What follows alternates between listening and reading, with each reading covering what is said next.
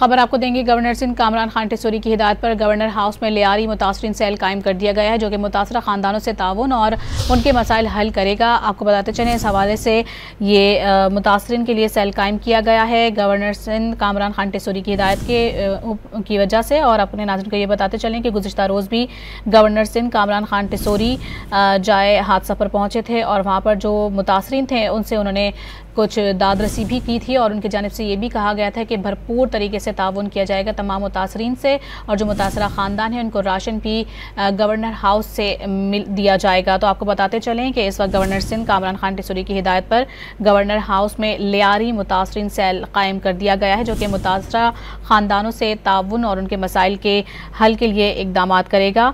Governor Sindh की हिदायत पर ये लियारी मुतासरीन सेल गवर्नर हाउस में कायम किया गया है। लियारी मुतासरीन सेल मुतालिका हुकूमती इदारों से राबता करके मुतासरीन की मदद और शिकायत उन तक पहुँचाएगा।